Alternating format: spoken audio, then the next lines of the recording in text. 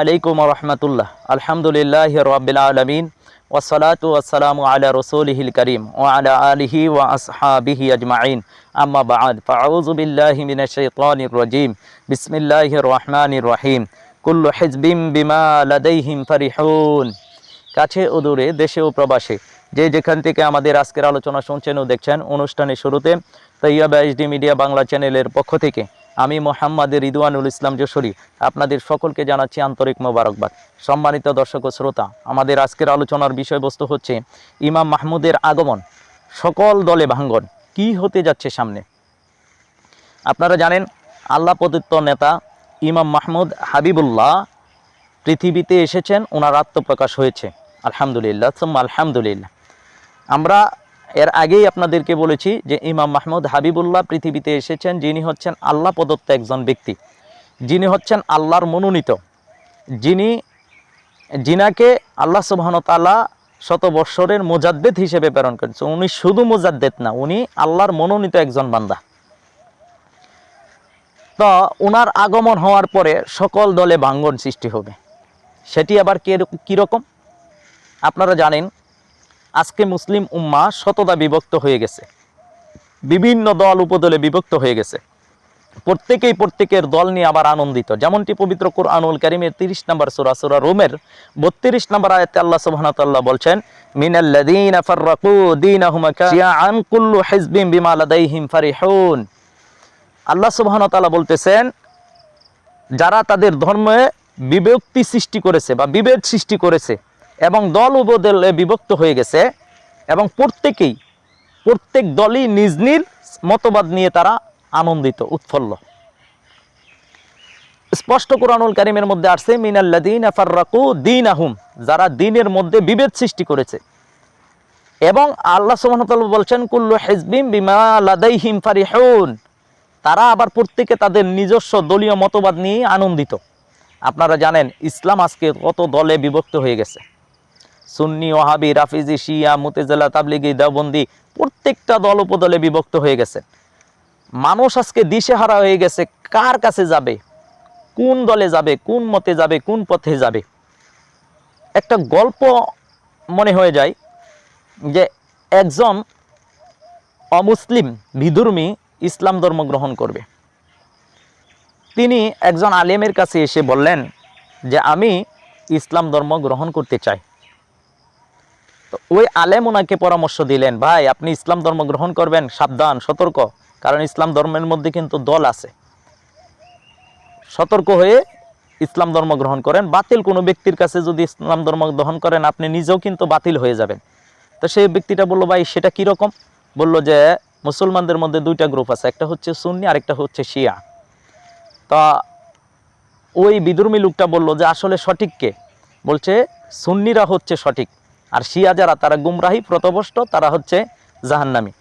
তো ওই লোকটা বলল, ঠিক আছে, তাইলে আমি সঠিক দলটাতেই ইসলাম ধর্ম গ্রহণ করতে চাই। তো ওই ব্যক্তিটা বলল যে ভাই সাবধান, এই সুন্নির ভিতরে কিন্তু আবার গ্রুপ আছে, সেটা আপনাকে যাচাই করতে হবে। পরে বলল, ভাই সেটার ভিতরে আবার কি গ্রুপ আছে, আমি একটু পরামর্শ করে আসি। তিনি আরেকজনের কাছে গিয়ে বললেন যে উস্তাদ, যে এই বিষয় আমি তো ইসলাম ধর্ম গ্রহণ করতে চাচ্ছি, এখন তো মুসলমানদের ভিতরে গ্রুপ আছে, প্রথম হলো সুন্নি এবং শিয়া। তা এর মধ্যে সঠিক কোনটা আমি জিজ্ঞেস করার পরে বললো সুন্নি। এখন বলতেছে সুন্নির ভিতরে গ্রুপ আছে। তুমি তখন উস্তাদ বলল, যাও তুমি যাই বলো যে সঠিক, যে আমি তার কাছে ইসলাম ধর্ম গ্রহণ করব। উনি এসে বললেন যে ভাই তাহলে সঠিক কোনটা? বলছে সেটা হচ্ছে, এর মধ্যে 4টা দল আছে, হানাফি, শাফি, হাম্বলি, মালিকি। এর মধ্যে আপনি সঠিকটাতে ধর্ম গ্রহণ করেন। বলছে সেটা কোনটা? হানাফি। বলছে যে হানাফি, তাহলে হানাফি আলেমের কাছে আমি ইসলাম ধর্ম গ্রহণ করব।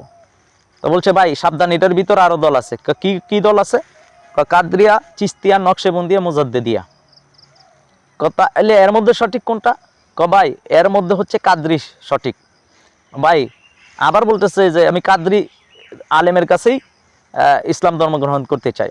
বলছে এটার ভিতরে আবার দল আছে। আব্দুল কাদের জিলানী বলছেন কাদরিয়া তরিকার 10টা গ্রুপ হইব। নাউযুবিল্লাহ। এইভাবে দল উপদলে বিভক্ত হয়ে গেছে। আমি জাস্ট এটা বোঝানোর জন্য বললাম। এছাড়াও অনেক দল আছে, আপনারা জানেন যে এটা বলার পরে অনেকে মেনে নিতে চাবে না, বলবে যে না এটা সঠিক না সেটা সঠিক। তাহলে দেখেন আপনি কার কাছে যাবেন? আহলে হাদিসের আলেমের কাছে যাবেন? আহলে হাদিসের আলেমদেরকে তো আরেক দল ফতোয়া দিয়েছে ওরা গুমরা, আপনি যান কৌমি আলেমদের কাছে, কৌমি আলেমদেরকেও আহলে হাদিস আলেমরাও ফতোয়া দিয়েছেন। আপনি যান সুন্নি তরিকতপন্থী কোনো আলেমের কাছে, তাকে অন্যরা গোমরা বলতেছেন, বেদাতি বলতেছেন, মাজার পূজারি বলতেছেন। আবার আপনি যদি অন্য কোনো আলেমের কাছে যান, তা সেখানেও গ্রুপ। আপনি যদি তাবলিগ জামাতে যান, সেখানেও দুই গ্রুপে মারামারি চলতেছে, অর্থাৎ গ্রুপিং আর গ্রুপিং। এখন রাজনৈতিক দলের মধ্যেও যায় দেখেন, আমার জানা মতে 10টা নিবন্ধিত রাজনৈতিক দল আছে। এখন একজন দাঁড়াইলো, সবাই ইসলাম, সবাই মুসলিম দাবি করে, সবাই কোরআন সুন্নাহ বাস্তবায়ন করবে। এখন সঠিকটা কোনটা, কোথায় যাবেন? তা মূল কথা হচ্ছে, আল্লাহর মনোনীত বান্দাগণ এই সময়টাই আসেন যখন মুসলমানরা শতদা বিভক্ত হয়ে যায়। প্রত্যেক দলই তাদের পক্ষে আবার সাফাই গাচ্ছে, প্রত্যেক দলই তাদের দল সঠিক সেটার ব্যাপারে তারা কি আলোচনা করতেছে। গতকালকে এক আলোচনা শুনলাম, যেখানে বলতেছেন যে এত আলেম, তাবলিগ জামাতের গ্রুপের একজন বলতেছে, এত আলেম গুমরা হতে পারেন। আল্লাহ রসুল বলছেন, লা তাজতাই উম্মতি আলা দালালা, আমার উম্মত ভ্রষ্টতার উপর ঐক্যবদ্ধ হতে পারে না। তাহলে বলতেছে, আমরা এত আলেম উপস্থিত হয়েছি, আমরা কি গুমরা হতে পারি? আমরা কি ভ্রষ্ট হতে পারি? তা এখন কথার কথা, যদি আহলে হাদিসের আলেমরা সবাই একত্রিত হয়ে বলে যে আমরা একত্রিত হয়েছে, আমরা গুমরা হতে পারি না, আবার যদি এই দিকটা তরিকতপন্থী যারা আছেন, সুন্নি সুফি নামদারি যারা আছে, তারা যদি এসে একত্রিত হয়ে বলে যে আমরা কি ভুল হতে পারি, প্রত্যেক দলেতেই কথা বলার সুযোগ আছে। তাহলে এত দল উপদলে বিভক্ত হয়ে গেছে মুসলিম উম্মাহ, এখন সঠিক সত্য কোনটা? এখন এই সকল সঠিক এবং এই সমস্ত দলগুলো বিভক্ত হয়ে যাওয়ার কারণেই আল্লাহ সুবহানাহু ওয়া তাআলা ইসলামের রাহবার বানিয়ে পাঠিয়েছেন, আবার গুরু দায়িত্ব দিয়ে পাঠিয়েছেন। সকল দলগুলোকে ভেঙ্গে একটা করার জন্য আল্লাহর মনোনীত বান্দা এসেছেন ইমাম মাহমুদ হাবিবুল্লাহ। তিনি নিজে আবার নতুন কোনো দল করবেন না, এই বিষয়টা স্পষ্ট আকারে ক্লিয়ার হয়ে নেন। ইমাম মাহমুদ নিজে কোনো দল তৈরি করার জন্য আসে নাই। ইমাম মাহমুদের কাফেলা, এটা ইমাম মাহমুদের পক্ষ থেকে দেওয়া কোনো দলের নাম না, এটা হচ্ছে প্রশাসনের পক্ষ থেকে দেওয়া একটা নাম। আমরা কোনো দলের অনুসরণ করি না, আমাদের দল আছে, আমাদের দল হচ্ছে ইসলাম। ইন্না দীনা ইনদাল্লাহিল ইসলাম, আল ইয়াউমা আকমালতু লাকুম দীনাকুম ওয়া আতমামতু আলাইকুম নি'মাতি। আল্লাহ ইসলামকে পরিপূর্ণ করে দিয়েছেন। ওমাই আবতাগি গায়রাল ইসলামি দীনা, আর যে ব্যক্তি ইসলাম ছাড়া অন্য কোনো কিছুকে জীবন বিধান হিসেবে গ্রহণ করে নিল, তার কাছ থেকে সেটা গ্রহণ করা হবে না। ওয়া হুয়া ফিল আখিরাতি মিনাল খাসিরিন, সে আখিরাতে ক্ষতিগ্রস্তের অন্তর্ভুক্ত হয়ে যাবে। সুতরাং ইমাম মাহমুদ নতুন করে কোনো দলকে প্রতিষ্ঠা করছেন না। স্পষ্ট জেনে রাখুন, আমরা কোনো দলের দিকে মানুষকে আহ্বান করছি না, আমরা মুসলমানদেরকে ইসলামের দিকে আহ্বান করছি, আল্লাহর দিকে, আল্লাহর দিকে আহ্বান করছি। আল্লাহর কসম, আমরা কোনো দলকে প্রতিষ্ঠা করার জন্য কাজ করছি না। আমরা ইসলামকে, দুর্বল ইসলামকে জিন্দা করার জন্য ইমাম মাহমুদের পক্ষ হয়ে আমরা ওনার সাথে একত্র হয়েছি, ইসলামকে জিন্দা করার জন্য। আমরা আগে বিভিন্ন দল উপদলে বিভক্ত ছিলাম, কিন্তু আল্লাহর মনোনীত বান্দা এসে আমাদেরকে একত্রিত করছেন কালেমার ভিত্তিতে, লা ইলাহা ইল্লাল্লাহকে প্রতিষ্ঠিত করার জন্য এবং ইসলামকে পুনরায় পুনরুজ্জীবিত করার জন্য আল্লাহ সুবহানাহু ওয়া তাআলা ইমাম মাহমুদকে দায়িত্ব দিয়েছেন। উনি মুজাদ্দিদ মায়ুজাদ্দিদুল্লাহ দীনহা, যিনি দিনকে সংস্কার করবেন, এই দুর্বল দিনকে আবার পুনরায় জীবিত করবেন। আমরা বলছি না যে সবাই ভুল পথে আছে, সবাই গুমরা, আমরা বলছি না, সবার মধ্যেই কম ভালো না ভালো মন্দ আছে। ইসলাম দুর্বল অবস্থায় আছে। আজকে তাগুত শক্তিশালী, তাওহীদ আজকে দুর্বল। তাগুত আজকে শক্তিশালী, তাওহীদ আজকে দুর্বল। আজকে মুসলমানরা অসহায়, মসজিদে মুসলমানরা অসহায়, মাদ্রাসায় আজকে অসহায়। ফাসিক ব্যক্তিদেরকে মাদ্রাসার সভাপতি দেওয়া হচ্ছে, মসজিদের সভাপতি, সেক্রেটারি ফাসিক ব্যক্তি, সুদকুর ঘুষখোরদেরকে দেওয়া হচ্ছে। মাহফিলের কমিটিতে প্রধান অতিথি, সভাপতি, এগুলো ফাসিক ব্যক্তিদেরকে দেওয়া হচ্ছে। আজকে আলেমরা অসহায় হয়ে গেছে, আজকে তাদের দান দক্ষিণা ছাড়া আমাদের মাদ্রাসাগুলো চলছে না। এমত অবস্থায় দুর্বল এই ইসলামকে শক্তিশালী করার জন্য আল্লাহ সুবহানাহু ওয়া তাআলা মুজাদ্দিদকে প্রেরণ করেছেন। তো উনি এসে নিজস্ব কোনো দলকে চাঙ্গা করছেন না, নিজস্ব কোনো দলকে প্রতিষ্ঠা করছেন না, ইসলামকেই উনি প্রতিষ্ঠিত করছেন, ইসলামকেই শক্তিশালী করছেন। ওনার উপর যেই দায়িত্বগুলো দেওয়া হয়েছে, এটি ইসলামেরই দায়িত্ব। মুহাম্মদ সাল্লাল্লাহু আলাইহি সাল্লামের উপর যে দায়িত্ব ছিল, কুনতুম খায়রা উম্মাতিন উখরিজাত লিন-নাসি তা'মুরুনা বিল মা'রুফি ওয়া তানহাউনা আনিল মুনকার, তোমরা শ্রেষ্ঠ উম্মত, তোমাদেরকে সৎ কাজের আদেশ দেওয়ার জন্য এবং অসৎ কাজ থেকে নিষেধ করার জন্য প্রেরণ করা হয়েছে। আর ইমাম মাহমুদ হাবিবুল্লাহ এসেছেন, সৎ কাজে আদেশ দিচ্ছেন, অসৎ কাজ থেকে নিষেধ করছেন। কোরআন এবং সুন্নাহ সম্মত উনি জাতিকে পরিচালনা করছেন। উনি বায়াত নেওয়ার সময় একটা কথা বলে, ইমামের অন্ধ অনুসরণ করব না। ততক্ষণ পর্যন্ত ইমামের অনুসরণ করব যতক্ষণ পর্যন্ত উনি আমাকে কোরআন এবং সুন্নাহ অনুযায়ী পরিচালনা করবেন। কোরআন সুন্নাহর বাইরে কুফর শিরিক বেদাতের দিকে আহ্বান করলে মানতে বাধ্য নয়। অন্ধ অনুসরণ করা যাবে না, ব্যক্তি পূজা করা যাবে না, কোনো অন্ধ অনুসরণ, দলের অনুসরণ অন্ধ করা যাবে না। আপনার কি করতে হবে, কোরআন এবং সুন্নাহ সম্মত, যতক্ষণ কোরআন এবং সুন্নাহর ভিত্তিতে ইমাম মাহমুদ আমাদেরকে পরিচালনা করবেন ততক্ষণ আমরা তার অনুসরণ করব। কোরআন সুন্নাহর বাইরে যদি আমাদেরকে অনুসরণ তিনি চলার জন্য বলেন, আমরা তার অনুসরণ করতে বাধ্য নয়, আর তিনি সেই ব্যাপারে আমাদেরকে বলেও না। যারা ওনার কাছে বায়াত নিয়েছেন আপনারা সবাই জানেন যে বায়াতের একটা অংশ উনি বলেন যে ইমামের অন্ধ অনুসরণ করব না। ততক্ষণ পর্যন্ত আমি ইমামের অনুসরণ করব যতক্ষণ পর্যন্ত তিনি কোরআন এবং সুন্নাহ অনুযায়ী আমাদেরকে পরিচালনা করবেন। এমন সত্য উপলব্ধি করার পরেও যারা ওনার ব্যাপারে মিথ্যা অপবাদ দেয় তারা আল্লাহ সুবহানাহু ওয়া তাআলার কাছে অবশ্যই জবাবদিহি করতে হবে। এজন্য আমরা বলতে চাই ইমাম মাহমুদের আগমন হয়েছে, অর্থাৎ সত্যের আগমন হয়েছে। ওনার মাধ্যমে সত্যকে আল্লাহ আরো শক্তিশালী করবেন, ইসলামকে উনি শক্তিশালী করবেন, ইসলাম পুনরায় পুনরুজ্জীবিত হবে ওনার মাধ্যমে। আবার সকল দল উপদলগুলো কি ভেঙ্গে একটা হবে। এর মানে হচ্ছে যখন আল্লাহর মনোনীত বান্দাগণ পৃথিবীতে আসেন তখন আপনার কি হয়, সকল দলগুলো, প্রচলিত মানব রচিত দলগুলো কমর ভেঙ্গে যাবে, তারা দুর্বল হয়ে যাবে, এবং আল্লাহর মনোনীত দলটা সেটা শক্তিশালী হতেই থাকবে। সেটাকে কেউ দামাইতে পারবে না, সেটাকে কেউ রুখতে পারবে না। যারাই ষড়যন্ত্র করবে তারাই কি হয়ে যাবে, তারাই ধ্বংস হয়ে যাবে ইনশাআল্লাহু তাআলা।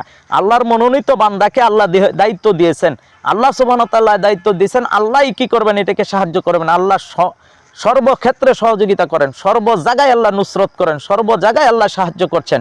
সুতরাং আল্লাহ সুবহানাহু ওয়া তাআলা ইমাম মাহমুদ হাবিবুল্লাহকে দায়িত্ব দিয়েছেন, আল্লাহ সুবহানাহু ওয়া তাআলা ওনাকে সাহায্য করছেন।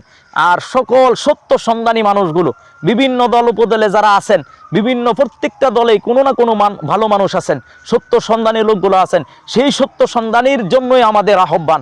যারা গোরামি করেন, অন্ধ অনুসরণ করেন, তাদের প্রতি আমাদের কোনো দাওয়াত নাই, তাদের পিছনে আমরা সময় নষ্ট করতে চাই না। সত্যকে যারা উপলব্ধি করেন, যারা সত্য তালাশ করছেন, যারা সত্যকে খুঁজছেন, তাদেরকে আমরা আহ্বান করছি। আর সত্য সন্ধানীদেরকে আল্লাহ সুবহানাহু ওয়া তাআলা সত্যের পথ দেখাবেন। ওয়াইয়াহদি মাইয়ুনিব, আল্লাহ তাকেই হেদায়েত দিবেন যে আল্লাহমুখী হয়, যারা সত্য খুঁজে, যারা সত্য তালাশ করে। ইমাম মাহমুদ হাবিবুল্লাহর কাছে যারা এসেছেন প্রত্যেকে সত্য খুঁজেছেন। প্রত্যেকটা মানুষের সাক্ষাৎকার নিয়ে দেখেন, প্রত্যেকটা মানুষকে জিজ্ঞাসা করে দেখেন, প্রত্যেকে বলবে যে আমি সত্য খুঁজেছিলাম, শেষ পর্যন্ত সত্য পেয়েছি, আলহামদুলিল্লাহ তুম্মা আলহামদুলিল্লাহ। এজন্য ইমাম মাহমুদ হাবিবুল্লাহর আগমন হয়েছে, মানে সত্যের আগমন হয়েছে। ইমাম মাহমুদ এসেছেন, প্রত্যেকটা দল ভেঙ্গে গেছে, ভেঙ্গে যাবে। আজকে দেখেন আওয়ামী লীগের অস্তিত্ব নাই, বিএনপির প্রতি মানুষের মন উঠে গেছে, তাবলিগ জামাতের মারামারি দেখে মানুষ আজকে বিতৃষ্ণা হয়ে যাচ্ছে। আলেমদের যে গোরামি, আজকে তারা যেইভাবে তাকাব্বুরি ফকর দেখাচ্ছে, নিজেদের ইলমি অহংকার তারা দেখাচ্ছে, হ্যাঁ আমলি অহংকার দেখাচ্ছে, এটা তো আদৌ ঠিক না। এজন্য বলবো আমরা আলেম বিদ্বেষী না, আমরা সত্যপন্থী আলেম যারা, হকপন্থী আলেম যারা, তাদেরকে আমরা সর্বোচ্চ সম্মান করি।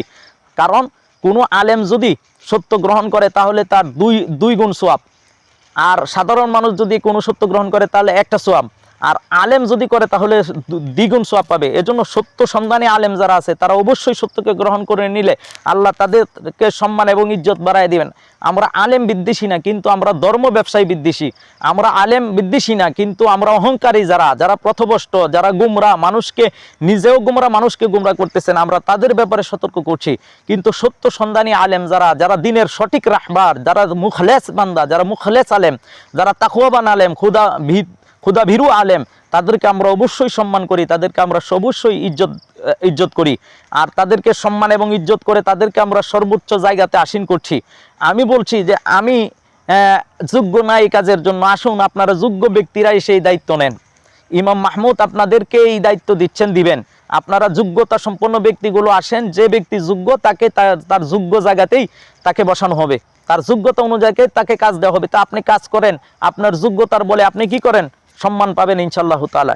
এজন্য পরিশেষে বলবো ইমাম মাহমুদের আগমন আর সকল দলে ভাঙ্গন কি হতে যাচ্ছে, সামনে হতে যাচ্ছে যে সবাই একটা হবে, মুসলমানরা ঐক্যবদ্ধ হবে ইনশাল্লাহ। সকল দল উপদল ছেড়ে দিয়ে মানুষ কালেমার ঝান্ডার নিচে আসবে, ইসলামকে, আল্লাহর দ্বীনকে বাস্তবায়ন করার জন্য জাতি বুঝবে যে আর দলের পিছনে না, দুনিয়ার কোনো মানব সৃষ্ট দলের পিছনে সময় ব্যয় না করে আল্লাহর মনোনীত বান্দার কোনো আল্লাহ প্রদত্ত যেই দল, আল্লাহ যেই দলকে বাছাই করেছেন, আল্লাহ যাকে মনোনীত করেছেন তার কাফেলায় আসলেই দেখবেন শান্তি এবং নাজাত মুক্তি পাবেন। তো সামনে কি হতে যাচ্ছে, সামনে হবে যে সকল দল উপদলগুলো ভেঙে একটা মাত্র দল হবে ইসলাম, আর সেখানে মুহাজির এবং আনসাররা থাকবেন। মুহাজির হিজরত করবেন, আনসাররা সহযোগিতা করবেন। মুহাজির এবং আনসারের মাধ্যমেই এই ইসলামকে পুনরায় ইসলামকে প্রতিষ্ঠিত করা হবে, ইসলামের পুনরজাগরণ হবে, পুনরুজ্জীবিত হবে ইনশাআল্লাহ তাআলা। পরিশেষে বলবো, আসুন আমরা সত্যের ডাকে একত্রিত হই, সত্যকে গ্রহণ করে আমরা সত্যকে মেনে আল্লাহ সুবহানাহু ওয়া তাআলার হুকুমকে আল্লাহ তাআলার আদেশকে বাস্তবায়ন করি। আল্লাহ তাবারক ওয়া তাআলা আমাদেরকে সত্য উপলব্ধি করার, সত্য বুঝার, সত্য মানার তৌফিক দান করুন। আমিন ইয়া রাব্বাল আলামিন। আসসালামু আলাইকুম ওয়া রাহমাতুল্লাহ।